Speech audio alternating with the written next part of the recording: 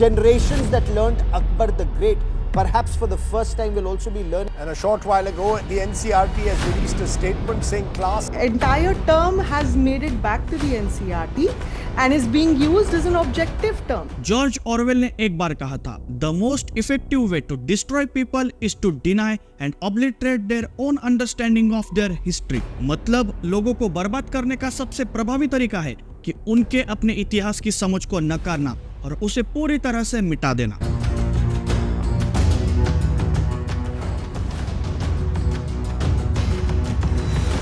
सालों तक हमें अपने ही देश की गलत कहानी पढ़ाई गई, जहां लुटेरे साहसी शासक बने और असली नायक बस फुटनोट में छुपा दिए गए। लेकिन वक्त की बात है, अब इतिहास बदला नहीं जा रहा, बल्कि अब इतिहास को सही किया जा रहा है। अब शुरुआत हो चुकी है फेक हिस्ट्री की एंड गेम। जो लोग अभी ये वीडियो देख रहे हैं वो इस बात से बिल्कुल रिलेट करेंगे कि एक लंबे समय तक भारत की इतिहास की किताबें मार्क्सवादी फिल्टर से होकर निकलती थी। ये माना जाता रहा है कि इतिहास की किताब में मुगलों आक्रांताओं का महिमा मंडन किया गया है। हमारे सनातन धर्म, ऋषि मुनि, वीर योद्धा और वैज्ञानिक परंपरा को या तो नजरअंदाज किया गया या मिटा दिया गया और इनकी जगह दी गई लुटेरों की महिमा मंडन करने वाली कहानियों को। आक्रांताओं को कल्चरल कनेक्टर कहने वाली बातें तक हमारे टेक्स्ट बुक्स में लिखी गई। लेकिन अब भारत सरकार द्वारा नेशनल एजुकेशन पॉलिसी 2020 और एक नए एनसीईआरटी बदलाव ने पहली बार ये जाल तोड़ दिया है। तो चलिए आज के इस वीडियो में समझते हैं कैसे खत्म हो रहा है भारत के इतिहास पर झूठ का राज और कैसे एक नए युग की शुरुआत है। भारत को जब आजादी मिली उसके बाद संपूर्ण शिक्षा प्रणाली का जिम्मा भारत सरकार पर आया। उस वक्त भारत के एजुकेशन मिनिस्टर के रूप में मौलाना अबुल कलाम आजाद को चुना गया। लेकिन उसी समय से स्कूल की किताबें सिर्फ शिक्षा का माध्यम नहीं थी, बल्कि ये विचारधारा थोपने का जरिया बन गई। उस वक्त सरकार ने इतिहास को लिखने की जिम्मेदारी कुछ चुनिंदा वामपंथी इतिहासकारों को दी और यही से सच्चे नायकों की पहचान मिटाई जाने लगी। 1961 में एनसीईआरटी यानी national council of education research and training इस इंस्टीट्यूट की एस्टेब्लिशमेंट हुई। उसी टाइम पीरियड में यानी 1961 से लेकर 1970 तक शिक्षा प्रणाली में कंट्रोवर्सीज होने लगी। भगत सिंह जैसे महान क्रांतिकारी को एनसीईआरटी की किताबों में रिवॉल्यूशनरी टेररिस्ट कहा गया। जिस इंसान ने हंसते हंसते फांसी के फंदे को गले लगाया, जो आजादी की चिंगारी बनकर ब्रिटिश साम्राज्य को हिला गया, उन्हें आतंकवादी कहा गया। 2007 में इस पर इतना बवाल हुआ कि पंजाब विधानसभा और संसद में यह मुद्दा उठा। लोगों ने साफ कहा कि भगत सिंह जी का अपमान बर्दाश्त नहीं किया जाएगा। और सिर्फ भगत सिंह ही क्यों, छत्रपति शिवाजी महाराज, जिनकी तलवार की धार ने पूरे मुगल साम्राज्य की नींव हिला दी थी, जिनका हिंदवी स्वराज्य सिर्फ एक राज्य नहीं था, एक अखंड राष्ट्र के निर्माण का आधार था, उन्हें भी लोकल लीडर कहकर छोटा दिखाया गया, उन्हें अपमानित किया गया। एनसीईआरटी की पुरानी किताबों में अकबर पर 3 चैप्टर, लेकिन छत्रपति शिवाजी महाराज को सिर्फ आधे पेज में समेट दिया। क्यों? क्योंकि मुगल नैरेटिव फिट बैठता था कांग्रेस की सेक्युलर राजनीति में और छत्रपति शिवाजी महाराज का तेज, उनकी हिंदवी स्वराज्य की भावना इस नैरेटिव को चुपती थी। इतिहास को मिटाने का सबसे खतरनाक तरीका होता है हीरो को विलन बना दो और विलन को हीरो, और यही किया गया एक एजेंडा के तहत। इसके बारे में अरुण शौरी जी ने eminent historians, their technology, their line, their fraud इस किताब में पूरे लेफ्टिस्ट हिस्टोरियंस को एक्सपोज किया है। आपको यह भी याद होगा कि बाबर को कल्चरल लीडर बनाया गया था। कल्चरल लीडर और गुरु तेग बहादुर जैसे वीरों को 2 लाइन में समेट दिया गया। लेकिन अब नए बदलावों में ये झूठ साफ कर दिए गए हैं। अब किताबों में लिखा है बाबर एक आक्रांता था जिसने लाखों हिंदुओं का नरसंहार किया, और औरंगजेब के मंदिर तोड़ने और हिंदुओं पर अत्याचार की कहानियां अब बच्चों को बताई जाएंगी, छुपाई नहीं जाएंगी।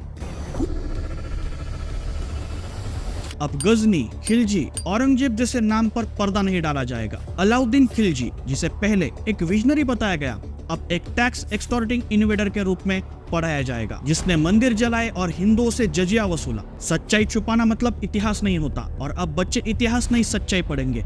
कभी छत्रपति शिवाजी महाराज, महारानी अहिल्याबाई होळकर, रानी दुर्गावती, महाराणा प्रताप या सिख गुरुओं का बलिदान, इनका नाम कहीं कोने में छिपा होता था। लेकिन अब नहीं, अब इन वीरों को वो जगह दी जा रही है जो वो डिजर्व करते थे। महाराणा प्रताप जी की हल्दीघाटी की लड़ाई अब सिर्फ 2 लाइनों में नहीं, बल्कि अब बच्चे समझेंगे कि कैसे उन्होंने अकबर जैसे ताकतवर शासक को नाको चने चबवा दिए थे। सालों तक हमें यही पढ़ाया गया कि भारत गरीबी में डूबा हुआ देश था, जिसे अंग्रेजों ने विकसित किया। लेकिन अब नई किताबें इस पर भी फोकस करती हुई बता रही है कि before colonization India was a global economic power. सोने की चिड़िया कोई मिथ नहीं था। भारत का ग्लोबल ट्रेड नेटवर्क, टेक्निक और व्यापार अब स्टूडेंट्स को समझाया जा रहा है। नए सिलेबस में इसका भी ध्यान रखा गया है कि भारत को सिर्फ एक आधुनिक राष्ट्र नहीं बल्कि एक सिविलाइजेशनल स्टेट के रूप में प्रस्तुत किया जा रहा है। नई किताबों में मिलेंगे आपको वेदों के उद्धरण, कौटिल्य, महाभारत, श्री अरबिंदो जैसी हस्तियों की बातें, सनातन धर्म, योग, आयुर्वेद, वैदिक विज्ञान, गणित, खगोल शास्त्र, इन सभी को अब डेड पास्ट नहीं बल्कि लिविंग ट्रेडिशन के रूप में पढ़ाया जाएगा। अब छात्रों को सिखाया जा रहा है कि भारत एक इतिहास नहीं, एक जीवित संस्कृति है। अगर हमारे देश में सबसे ज्यादा नाइंसाफी किसी भूभाग पर हुई है तो वो है नॉर्थ ईस्ट इंडिया, जिसे दशकों की इतिहास की किताबों में जगह ही नहीं दी गई। अब उसकी संस्कृति, उसकी वीरता और उनके योद्धाओं को सम्मान दिया जा रहा है। लचित बोरफुकन, नेफा आंदोलन, नागा संघर्ष सबके सामने आएंगे। अब बच्चों को सिखाया जाएगा कि भारत की कहानी सिर्फ दिल्ली, लखनऊ या मुंबई, चेन्नई तक नहीं है बल्कि पूर्वोत्तर के जंगलों, पहाड़ों और नदियों तक भी फैली है। नए सिलेबस में एक पूरा चैप्टर सिर्फ परिवार पर है। परिवार अब सिर्फ एक सोशल यूनिट नहीं बल्कि एक ऐसी संस्था है जहां सेवा, त्याग, दान, अहिंसा और कर्तव्य जैसे मूल्य सिखाए जाते हैं। आजकल के युग में बच्चों को यह बताया जाएगा कि संयुक्त परिवार कोई बोझ नहीं बल्कि एक शक्ति है। यह बदलाव सिर्फ किताबों के पन्नों पर नहीं है, यह बदलाव भारत की आत्मा में है। यह राष्ट्रीय पुनरुद्धार है, नेशनल रिक्लेमेशन। अब आने वाली पीढ़ियां जानेंगे कि भारत कोई औपनिवेशिक डिजाइन नहीं बल्कि हजारों साल पुरानी परंपरा है। अब स्टूडेंट्स जानेंगे कि हम गुलामों के वंशज नहीं, ऋषियों, योद्धाओं और वैज्ञानिकों की संतानें हैं।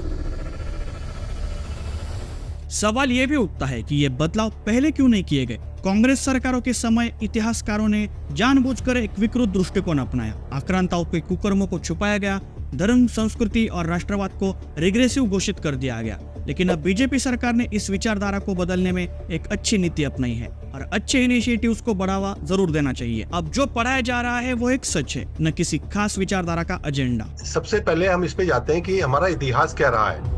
हमारा इतिहास 1526 से जब बाबर ने जो आकांता था इस देश के ऊपर जब हमला किया था, तब से हमारा जो है वो इतिहास नहीं रहा है। हमारा इतिहास उसके पहले से रहा है। और बाबर कौन था? मुगल साम्राज्य ने इस देश के लिए क्या किया है? मुगल लोग इस देश में लूटपाट करने के लिए आए थे। वो एक लुटेरे थे जो इस देश को लूटने आए थे। और उन लुटेरों का जो ऑब्जेक्टिव था, जो उद्देश्य था, वो सिर्फ यहाँ से धन नहीं लूटना था, वो यहाँ की संस्कृति को भी वो यहाँ से लूटने के उनका जो मकसद था। और जिस तरीके से इन्होंने इस देश के ऊपर एक पूरी की पूरी हमारी सनातन संस्कृति के साथ इन्होंने जो अत्याचार किया, हमारे सनातन संस्कृति को खत्म करने के लिए काम करना चालू किया, क्योंकि हमारे देश का सबसे बड़ा जो इतिहास को बचाए रहने का जो मूल आधार था वो हमारे देश का सनातन संस्कृति थी। तो इन लोगों ने जो अत्याचार किया, जो पूरे के पूरे समाज के साथ अत्याचार किया, वो सनातन संस्कृति को खत्म करने का था। तो बाबर और मुगल का इतिहास अगर हम ध्यान से देखें तो उन्होंने जो भी देश के मूल उद्देश्य थे, मूल संस्कृति थी, उसको इन्होंने लूटने का प्रयास किया। और उनको हम उनका महिमा मंडन क्यों किया जाए? आज क्लास 6 से 8 की किताबें बदली है, कल को पूरी स्कूल व्यवस्था बदलने जा रही है, फिर यूनिवर्सिटीज बदलेंगी, फिर भारत की सोच बदलेगी। और यही है असली बदलाव। ज्ञान का परिवर्तन ही राष्ट्र का परिवर्तन है। अब भारत खुद अपनी कहानी सुना रहा है। अब तक हम दूसरों की लिखी हुई कहानी पढ़ते थे, अब भारत अपनी खुद की कहानी खुद लिख रहा है। ये कहानी हमारे वीरों की है, हमारे संस्कारों की है, हमारी सभ्यता की और हमारे आत्मगौरव की है। ये कहानी एक नए भारत की है जो झूठे नैरेटिव से आजादी पा रहा है। आपका क्या कहना है इस बदलाव पर? क्या ये सही दिशा है? क्या बच्चों को अब असली भारत जानने का हक मिल रहा है? कमेंट में जरूर बताइए। इस वीडियो को ज्यादा से ज्यादा शेयर कीजिए ताकि हर कोई जान सके end game of fake history शुरू हो चुका है। मैं शशांक मिलता हूँ आपको अगली वीडियो में। जय हिंद।